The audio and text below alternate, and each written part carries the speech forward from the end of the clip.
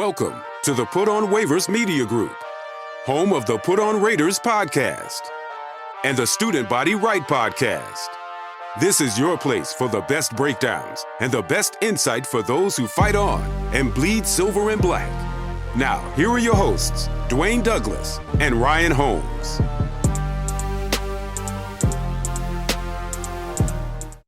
And welcome everybody to the glorious episode of the Put on Raiders podcast. I'm your host, Dwayne Douglas, along with Ryan Holmes, and we are podcasting off the beautiful shores of the Pacific Ocean. Beautiful day out here in Southern California. PORSBR is my Twitter handle. Ryan's is RHOLM22. Please rate, review, subscribe, leave a like, leave a comment, all those things, whether you like it, whether you don't like it. We all love all the engagement, so we don't shy away. We're not Derek Carr. We don't point at the thing and just say no criticism. We'll take whatever. We'll take whatever you got going. Crazy week. Solar eclipse. You got earthquake in New York. I didn't realize how many people still watch WrestleMania this week. I did not realize how big that was still. I thought it was over. But I guess not. It was huge. How you doing? Good. I'm off the Pacific shores of the Pacific Northwest. Northwest. There you go. You're saying all that, yeah, all that stuff out there. That's good. That should be interesting. In your travels. Trudon, how I can't say his name. Is it Trevande Sweat? Trevande Sweat? How you say it? Is that how you say it? Tavondre Sweat. Yeah. Tavondre Sweat. Yes. So got in trouble.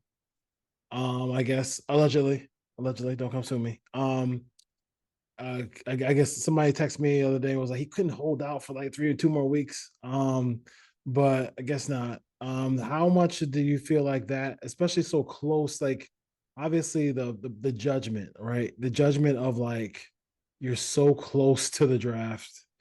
It's like 16 days away. And you have an incident where you could have, hey, you want to have a good time, go have a good time. But obviously you got Uber, you got Lyft, you got all these different ways to get home. How much do you think that can draft? I mean, that could hurt a player going into the draft. Well, clearly his decision-making is in question amongst the draft rooms of all the NFL teams. And this is when they have to lean on their area scouts to go back and find out what was his makeup like.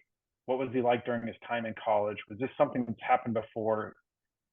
And I did see a tweet saying that he did admit to teams that he partied hard at Texas and came clean about that. And then having this happen so close to the draft raises a lot of questions. I would expect him to fall in the draft. I think he's probably going to fall into somewhere in the 3rd or 4th round now instead of potentially being a high 2nd round pick, where teams have to trust him and trust his decision making and trust the character and trust the makeup.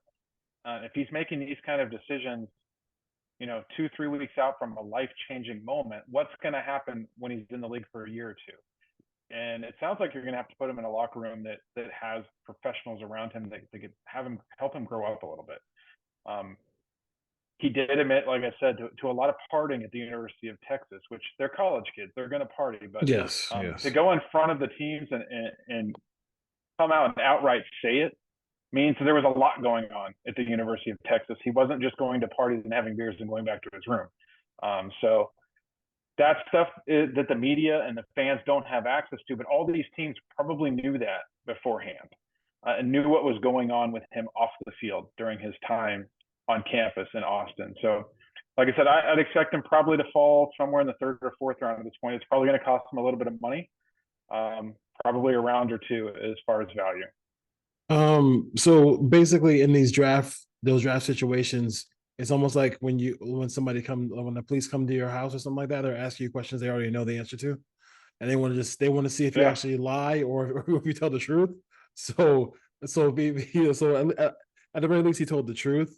I would say this is the only good thing that can really come from this for Sweat in my mind, is that sometimes this happens and then a guy falls to a good team where they wouldn't have fallen to a good team if something didn't happen, because like you say, maybe Philly or maybe Baltimore, or maybe like the Rams or somebody like that, with a strong head coach with a strong locker room can handle him, doing this and this in that situation. But I know for some draft boards, people had him on with the Raiders draft board for a while. I think now obviously with getting Wilkins and and signing a bunch of defensive tackles from last year, I think they could possibly, but I think maybe if the Raiders do it, would be way later, which would be it wouldn't be in the early rounds for that at all.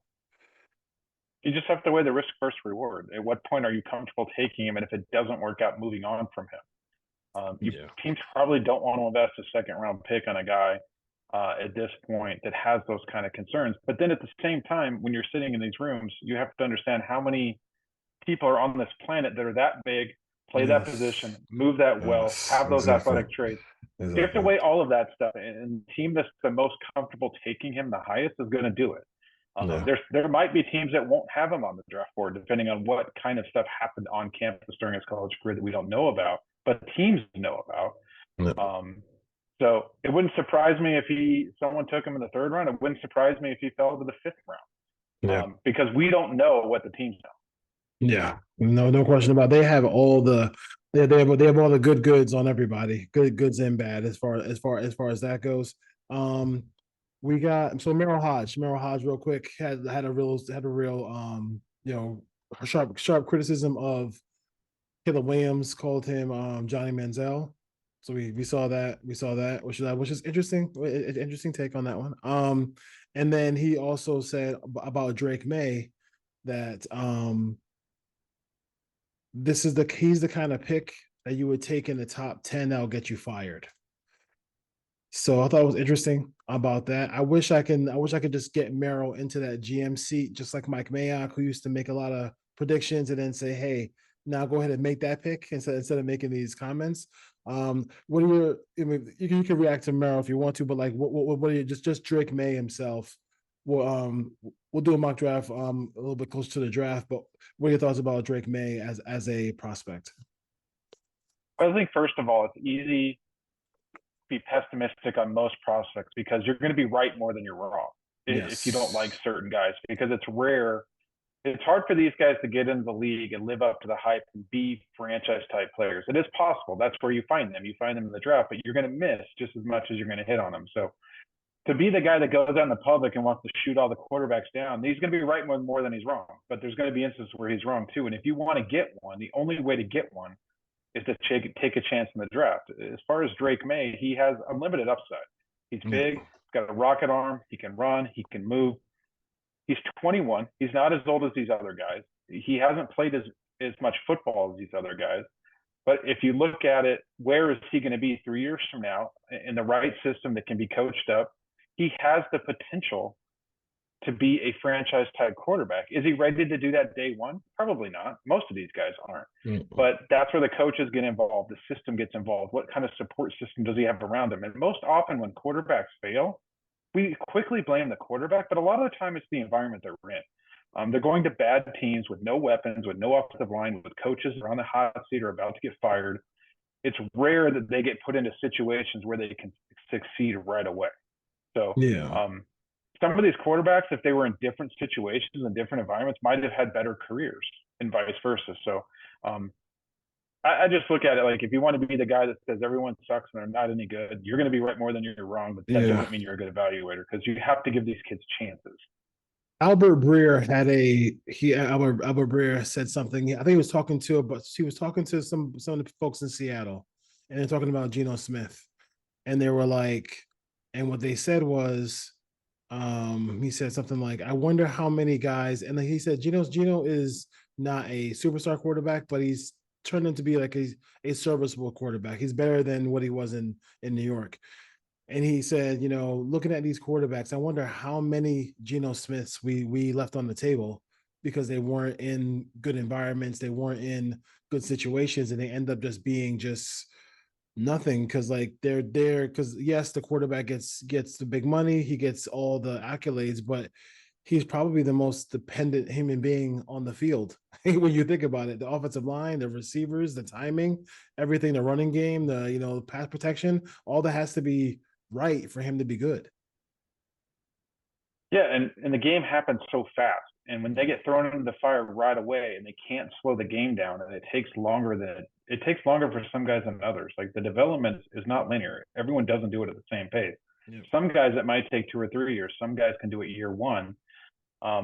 It's rare that they do it without an offensive line and without wide receivers, but it can happen. Like CJ Stroud did a pretty good job last year without a ton of talent around him on offense, but those guys don't come around very often. But like I said, we could probably go back and find tape of Merrill Hoge saying CJ Stroud wasn't going to make it either. I mean, Twitter sees everything. So there's a list of quarterbacks. He said the opposite about that. That turned out to be nothing in the NFL. So we'll see. So it happens. Let's see here. And so as far as that goes, we talked about that. Stephon Diggs trade goes from Buffalo Bills and goes to Houston Texans. Now another weapon for CJ Stroud. You got you got Tank Dell there come off an injury, so but she should be back healthy. They got some really good weapons there. You got Schultz at tight end, all that stuff like that. They picked up Joe Mixon.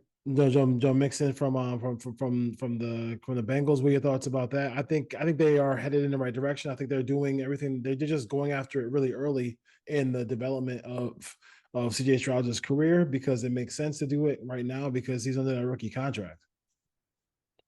Yeah, they have a 4-year window to basically maximize everything around him. They have identified the quarterback. It appears that they've hit on it. It's been 1 year. Things can go downhill quickly in the NFL, so we'll see what year 2 looks like. But all signs are positive that he's going to continue in an upward trajectory. But now he needs weapons. So they had Tank Dell, they had Nico Collins, they had Dalton Schultz. Now you go out and get him Stephon Diggs. And Stephon Diggs isn't the same player he was in Minnesota. He's not the same player he was early in Buffalo. It says a lot that Buffalo is willing to move on and take $31 million in a cap hit for a second-round pick next year, not this year, next year, to move on from a guy when they don't have any other wide receivers on their roster and they let Gabe Davis go. So sounds like he was becoming an issue in the locker room, was a little bit last year going into the offseason. And for the Bills to move on, it tells me that they're probably know more about Stephon Diggs at this point than the Texans who acquired him. Not saying he won't be a good player with the Texans, but I don't think he's the same player he was. But he doesn't have to be for the Texans. But I do think it's a huge risk for the Texans because they did basically rip up the last 3 years of that deal, and he could be a free agent next year. So if he doesn't have a great year or gets hurt and then they move on after a year, that's not a good look for Houston. But they can roll the dice now, and they can build up their roster around CJ Stroud for the next 4 years where they don't have to pay him. And they're doing that. Like I said, Joe Mixon came in. They added a bunch of pieces in free agency. They add Stephon Diggs on a pretty sizable contract for this season. And then they have guys they're going to have to pay in the coming years, whether that's Derek Stingley or maybe some other defensive players that impress. They're going to have to pay Nico Collins a little bit here coming up. Mm-hmm. They're going to have to pay some offensive linemen. But we'll see. We'll see what happens in Houston. But they're clearly, in my opinion, the favorites to win that division next year. I don't think Indianapolis or Jacksonville or Tennessee are going to be ahead of them in any preseason rankings. So the sky's the limit right now in Houston to win that division and then see where they stack up against the better powerhouse teams in the AFC, whether that's the Chiefs, who are repeating, whether that's if Buffalo can rebound, whether that's obviously over in Cincinnati, how they respond. But there's a lot of good teams in the AFC, and Houston is clearly knocking on the door, becoming one of those. I would not have made this deal. I just me personally, I just feel like there's so many. They have a good nucleus of receivers already, and then to me, I'm like saying to myself, this draft is loaded with wide receivers. I'm just gonna. Well, they didn't trade a pick this year. It's next year. I know. I just don't. I mean, yeah. I don't know. I mean, where did they draft this year? They draft. I know they traded the first. They traded out of the first round. They traded the first round already. So where's it? I gotta find the second round. They picked 42nd. I want to say somewhere in the early 40s. So they can if they see a receiver they want, they pick in 42. If they want to move up, they can move up. But they might want to use them. They could use that for a pick for a lot of different areas. Now, almost like a luxury. I would beef up the offensive line if I was them. Protect CJ Stroud now. Yeah, that's let him move when he wants to move. Like let him move because not out of necessity, but out of like, okay, I gotta make a play there. So as far as that goes, but yeah, I just Houston's really going in the right direction. So I definitely love to see what they're doing. The Buffalo Bills roster as far as wide receiver goes is Curtis Samuel, Khalil Shakir, Justin Shorter, Matt Collins. We know Matt Collins, right? Andy Isabella, Brian Thompson, KJ Handler, Tyrell Shavers, and Matt Collins. So that's it. That's it. They're drafting 2 or 3 wide receivers this year. That's what I would do too. I mean, that's what I They would. have to. But or also that are they going to be a team that goes to a lot of 12 personnel because they have Kincaid and Knox there as well too. That could be something that they try to do as well. And also the passing game with James Cook. But I mean, you got to get down the field somehow. You They can can't go wait. to 13 personnel with those guys. They still need wide receivers. Could you imagine? We're going 13 personnel. That'd be funny. That'd be hilarious. But it's a Put on Raiders podcast. So let's talk to the little Raiders here. Looking at the first round, the folks who want to trade back, into the first round, or trade down from 13 and then take Penix or Nix or whoever the quarterback is going to be. Who are the stopgaps? Because there are some teams who, if the Raiders don't pick a quarterback at 13, I think there are some guys who could put up the stop sign and draft a quarterback surprisingly because they might not need have a great need at a position where they are. And I think it's probably 16 right there with Seattle, and then the Rams again. The Rams have a 37-year-old quarterback. I mean, that could be a spot too. The Steelers are still a spot too, because who knows what they're. Yeah. Neither one of those quarterbacks is under contract next year. No long-term deal, right, for both of them. As Dwayne Douglas likes to say, it takes one team. Just takes one. The Raiders are not the only team talking about trading back up in the first round to get a quarterback. I know fans want to look at the list and say, well, none of them are moving. They're going to stay there and take a guy. If the Raiders have identified a quarterback worthy of a first-round pick, whether that's 13 or 23 or 25, just take him. Because there's no guarantee that he's going to be there. And the worst thing they can do is be left at the altar without a quarterback coming out of the first round of this draft. Yeah. And if the stars align and Michael Penix is there in the second round, who knows if he will be, or whatever quarterback that I've identified, you first of all, you lose on that 5th-year option, and the odds of that player turning into a quality starting quarterback. I can email out the list again, or I can send it out on Twitter again of the history of the second-round quarterbacks for the last 30 years. It's terrible. I'm gonna pin that. I'm gonna pin that to my. I'm gonna pin that because it's such a bad list. That doesn't mean if you take a second-round quarterback in the first that he's gonna be good, but the history says if you wait to the second round, you might as well just keep picking quarterbacks for the next couple of years after that, because the odds of you hitting are slim to none. Like I said, if they've identified Penix or Nix or McCarthy or whoever it is, go get them. They have to in this draft. And then, the one thing that I can't stand, and I'm going to piss some people off here, is when they say build up the roster and wait for the quarterback. Well, if you build up the roster, you're going to win more games, and you're never going to be in position to pick the quarterback. So what's the point of that? And then Max Crosby and Devontae Adams are older, and you have to move on from them at some point. Go get the quarterback now. The window is now with the guys on this. If you're not going to do it now, you might as well trade those guys and build up the roster. Not that I would ever trade Max Crosby, but what's the point of holding on to Devontae if you don't go try to get the quarterback right now? Yeah. What's the point of paying Jacoby Myers if you're not going to go get a quarterback right now? So that and this thing where everybody says, "Oh, just do what the Niners do." Like the Niners have rotated a couple 3 quarterbacks already. The Niners hit on every pick for 6 years before they got to that point. We can go back and look at the draft. You want to wait 6 years to get a quarterback? Devontae Adams is gonna be 40, and Max Crosby is gonna be 34 with a bad knee. Oh my god! And then look at that's just not the way you do it. That's not the way. I mean, and then you don't have a play caller as well who calls who can call a game. Like Getsy and Shanahan, not equal play callers. I don't think. And they need a right tackle. They absolutely need a right tackle. But are any of these right tackles good enough to where if you don't get the quarterback, it's worth it? I say no. Like these guys, you might be able to get a solid starter here, maybe a Pro Bowler if you hit on one of these guys. Yeah.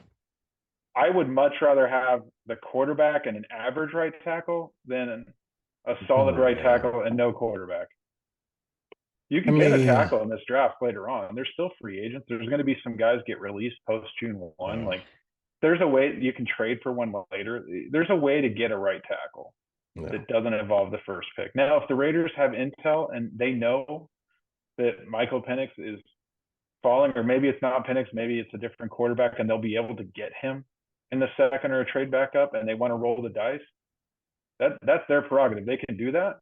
But if they don't walk out of this, again, if they do not walk out of this draft with a difference maker quarterback, and miss me with Spencer Rattler and some of those guys that you want to take in the second, third, fourth round. Joe Milton? Joe Milton? No. Joe Milton is not winning games in the AFC in 2024, 2025, or probably even 2026. He'll be 30 probably. Again, there's no quarterbacks next year. And the Drew Sanders fans, if he's as good as those fans think he is, which I don't personally, you better be picking in the top 3 or 4 to have a chance, which the Raiders won't. They'll be picking, if they stick with the 2 quarterbacks they have now, they'll be picking somewhere in the same spot they are now, 12, 13, 14, 15, 16, somewhere in there. 100%. 7, 8, 9 wins. And we're going to be doing the same dog and pony show over next year. We're going to be recording these same shows next year saying they need to do whatever they can to get a quarterback. This is the year to do it because there's 5 or 6 guys that are going to go in the first round. I would say I said this once, I said it 1,000 times, and I said it on Twitter today, and I was just like, because somebody said, go get a corner, go get this position, go get that position. Even with Aaron Rodgers on the team, if the Jets tomorrow could have C.J. Stroud or Sauce Gardner, what player would they rather have on their team? They had the opportunity. C.J. Stroud, and as good as and I love Sauce Gardner, but you would take CJ Stroud in 2 seconds. So like just miss me with all the foolishness. It's like if they draft a defensive tackle, they draft the offensive tackle, and he flops and he becomes Robert Gallery or something like that, then it's okay. Matt Stinchcomb. Matt Stinchcomb. I tell you, even if you hit and he's Mo Collins, Collins didn't change the trajectory of the Raiders franchise. He's not good player. He's not going to change the trajectory of the Raiders franchise. He's not. They need to have a franchise quarterback step in here, and I really think in this draft, I've been talking about this draft for a long time. If they don't pick a quarterback in this draft, it's gonna be hell to raise as far as that goes. Daniel Jeremiah in his last couple of mock drafts, I guess people are just kind of reading the tea leaves because he worked for the Chargers, and I think and so did. I mean, he worked in a broadcast booth with the Chargers, and I don't know. Tusko seems like a guy who closes that office door and just stays in it. As far as that goes, he's like most GMs, but we'll see if him talking about the Raiders drafting the quarterback, and I think he just said it. He was on the NFL Network. He just said it's just time, and I was like, damn, DJ, you couldn't have said it any better. It's just time. It's just time. It's just 42 years. They've taken 3. Well, I would counter with this. How many quarterbacks have they taken after the first round in those 42 years? It's a sizable number, and none of them panned out. Derek Carr had a decent career for 9 years with the Raiders, but none of them panned out and won what really matters is playoff games. Yeah, somebody tweeted out but Stabler, was it Stabler? Somebody went in the second round. And they were like, somebody tweeted back, he's like, dude, that was like 40 years ago, dude. In the 60s. In the 60s. It's ridiculous. Different game now. Yeah, I know you've been busy and you've not been on the X or Twitter. Did you see Jack Jones at all? Jack Jones. I caught a little bit of whatever he did on IG Live. Him going at Patriots. They're going off of the Patriots, going off of all that. I'm not gonna. People are asking me, Dwayne, you said it. I'm like, no, I didn't. I said I didn't say anything. I didn't say anything about Jack Jones. I just said I would like to see him get through this offseason without anything big. And him, on IG Live, drinking a little Don Julio, talking about the Patriots. I mean, that's hey, it's the offseason. I didn't see him do anything. I mean, you I don't. didn't find anything wrong with the 1 minute or so I watched. Yeah, yeah. I didn't I was think like, I oh man, I admitted got it. to see what's going on here and everything. Yeah, the It was a lot to talk meltdown. about nothing. Yeah, There was no meltdown. There was no meltdown. So I would say Jack Drake, and Jack is he's over 21. He can go he can go do that.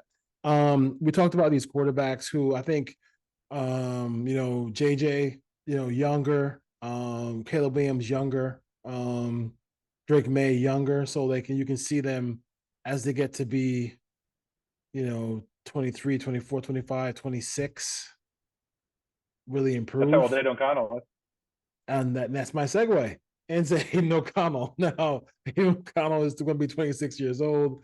Some people think he's going to take some kind of jump or leap this year. Or that could be like the thing that if you get a rookie quarterback, this is my favorite one. If you get a rookie quarterback, he won't beat out Gardner Minshew or Aiden O'Connell. And I'm like, all right, Joe. I mean, some folks just don't want to draft a quarterback no matter what happens. But you know, can we talk about him play he's probably good if he gets a little bit higher maybe, but he might improve just a little bit more. But his apexes, athletes are like where he's probably where he's gonna be as a player. People are thinking that he's gonna come out and be Peyton Manning out of nowhere. I do know he's old enough to rent a car in California. Yes, he's over 25. But yes, it is. as a 26-year-old athlete, where is the jump coming from? It's going to come from the mental side and how quickly he picks things up. Physically, he's not going to get better physically. He's not going to get bigger. He's not going to get stronger. He's not going to get faster. From him, it's in the mental game. His athletic ability probably caps what he can be. And I see people saying he's got a cannon from arm. Aiden O'Connell doesn't have a cannon from arm. He has an average arm for an NFL quarterback. He can push the ball down the field at times, but he's not throwing rockets around the field. Michael Penix has an elite arm. It's completely different. It's going to be one of the best 2 or 3 arms in the NFL the moment he steps onto a field. 100%. Not saying he can play quarterback better, but looking at Aiden O'Connell, he's a nice player. You can have him under contract for 3 more years. He can compete. Is Aiden O'Connell good enough to get you to the playoffs? My opinion is no. Is Aiden O'Connell good enough to win in the playoffs? My opinion is definitely no. Is he good enough to take you to an AFC championship game? Hell no. So that should be what the Raiders are trying to do. And to do that, if they they don't even have to hit on the rookie quarterback. If they get a guy that just has a little bit more talent, a little bit more arm talent, a little bit more mobile, can keep drives alive on a rookie deal to where they can build around them. And I know Aiden O'Connell's on a rookie deal, but at this point, I don't see the Raiders keeping Aiden O'Connell past his rookie deal. It'd be hard for me to envision 3 years down the road that he's the guy that they're going to pay to stay and lead this franchise. I just don't see that happening. Hopefully I'm wrong. Hopefully he is and they have a good quarterback, but I don't think that's going to happen. Yeah. So you just got to keep taking him until you find one that is. Is it Gardner Minshew? No, Gardner Minshew is a stopgap who can come in here if he needs to and play and compete to get you to 8 or 9 wins. And hopefully by a miracle, you win 1 playoff game. But he's not going to go on the road in the playoffs into Kansas City, into Buffalo, into Cincinnati, and beat those quarterbacks. He's just not going to do it unless the defense throws a shutout. So I don't know where this jump is coming from Aiden O'Connell. It's not like he's 21. He's got a year under his belt. We're talking about a 26-year-old quarterback who athletically isn't going to get bigger, faster, stronger, anything like that. He's mature. He's developed physically. It's got to come upstairs, but that's not going to help him drive the ball down the field. That's not going to help him throw the ball into tighter windows. The offense is going to have to be built around what he does best, and the offensive line is going to have to absolutely be top-notch in pass protection, which the Raiders don't have right now. And they can build that up around him, but I don't think talent-wise, Aiden O'Connell is good enough, even if you put all those other pieces around him to compete with the level of quarterbacks that are in the AFC right now. It's an arms race. And he's a good quarterback to have on your roster, but he's not taking you to where you want to be. And then, I mean, we sat here and watched for 9 years Derek Carr play quarterback for the Raiders, and he is nowhere near as talented as Derek Carr. I would just not close. Derek Carr is a better quarterback than It's not even close. And I'm not a Derek Carr truther by any stretch. Me Derek neither. Carr is a much better quarterback than Aiden O'Connell. Yeah, so I'm not sure whether the jump is coming. I don't think it's going to be. I mean, turn the Van Halen song off. I think I sent you a text and I said we might as well roll with Scott Dreisbach and Matt McGloin and Andrew Walter and all these other like preseason legend quarterbacks that just never panned out. I remember there was a night game. I forgot who the Raiders were playing, and Andrew Walter was playing. And I was like, Jesus Lord, this is brutal. That was just There's a lot of those. It was just brutal, dude. It was brutal. It was just brutal. Oh no. All right. Raider Nation. Cooper DeJean worked out as well. So that's another guy who I know people are talking about. Is there any for Raider Nation? Is there a guy? Let's just say the Raiders take a quarterback in the first round. Is there another guy who they could look at with 16 days to the draft that you like in this draft? Who the Raiders might be interested in? As far as a quarterback or a different? No. I'm working on the premise that the quarterback has already been taken in the first round. There is a likely scenario here, and I know that we're saying take a quarterback. There is a scenario where all 6 of those quarterbacks could be gone by the time the Raiders pick. I would say it's probably slim, but there is a chance. I would say it's probably 5 or 10%. But I could see a scenario where if the first 4 picks are quarterbacks, and one of those teams in the 6, 7, 8, 9 range decides they want a quarterback, takes one, and then Minnesota and Denver wants to take one, then there won't be one at 13. If that's the case, then you're going to have to roll with Aiden O'Connell and Gardner Minshew because I wouldn't take any of the other guys. Outside the top 6, you would. 6. Yeah. No, because none of those guys, in my opinion, are going to develop into quality long-term starting quarterbacks. You might run into a guy who can be a backup, but you already have that in Aiden O'Connell. I don't think any of the guys after that are going to be better than Aiden O'Connell is basically what I'm saying. But I do think there's a sizable difference between Aiden O'Connell and Michael Penix or Bo Nix. I think those 2 guys are going to be much better than he is. But I think Aiden O'Connell is more in line with the guys after that, whether that's Jordan Travis or Spencer Rattler or Joe Milton or whoever the guys are that people want to talk about. If that scenario happens and all the quarterbacks are gone, then I think you do go offensive line or you do go corner. You might even trade down. I might even trade down and just try to get as many guys onto this roster. Yeah, from this draft. But what fans also you have to understand is when you trade down and acquire picks, those guys, there has to be room on the roster for those that make the roster. The Raiders have a pretty good roster right now. This isn't a typical Raiders roster where there's 20 spots that are up for grabs. If you take 12 guys in this draft, do you have 12 roster spots on a final 53 for all these guys to make the team? Probably not. So they might be targeted and move around and try to limit this to 5 or 6 guys that they know can come in and compete and add depth and make this roster. I would probably lean towards the corner out of Toledo. That would be my opinion. I'm a Quinyon Mitchell stan. I want to add a dominant corner to this defense because I think when you have this pass rush and you have Jack Jones who's shown potential and Nate Hobbs, you can get turnovers. If you can lock those 3 guys down and make it almost impossible to throw the ball against this defense, that's the way they're going to have to go to win. Or if you go offensive line, you have Fuaga there. You have I don't know how to say his name, Troy from Washington, who can play inside and outside if you want to. Or you go with Tyler Guyton's a scheme fit too. Out of all those guys, I think there's more depth on the offensive line than a corner. I would like to get Quinyon Mitchell and come back in the second round and get a tackle if there's one there. Yeah, it would seem like you could get to 10 from 13. If the Raiders really want to do that, I can't see the Jets not wanting to play ball with that situation. And then there's so many good. The one thing that's fortunate for the Raiders is that there's so many good players in this draft that, after the first 3 or 4 go, those 2 guys left. I mean, obviously it takes one team because it could be Seattle who moves up. It could be the Rams or Pittsburgh will move up to get Penix. It's not just the Raiders, but it seems like they should have an opportunity if they want to deal and make a trade and go up there and get one, but they got to go get one, man. It's just like this is like I don't know what I don't know what world we're living in where we think that the game they won in Christmas is gonna be something sustainable. That's not sustainable. That's not Raider Nation. Well, I Christmas watched the Day, Vikings game. Christmas, That's the other end of it. yeah. Christmas Day was incredible. It was fun. It was fun. It was great. It cost us.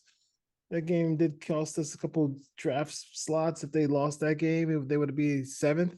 It's 13th, I think. But just for that moment, it was fun.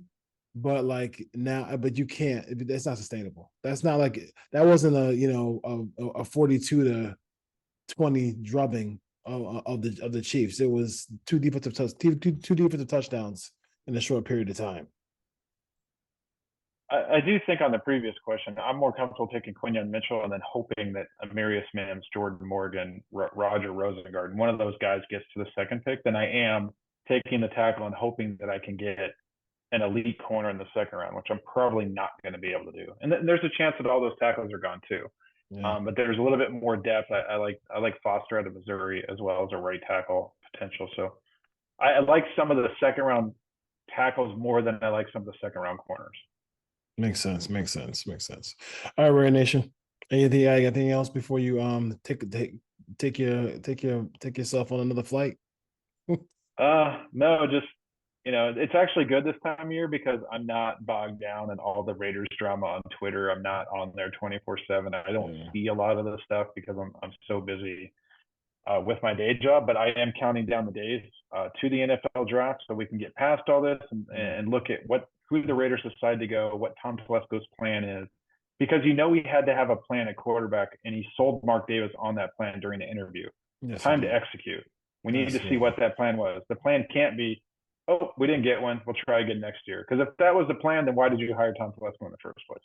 Yeah, he's been hired to get it done. As far as that goes, to get it, so he has to get it done. So we'll see what happens there. All right, Raider Nation.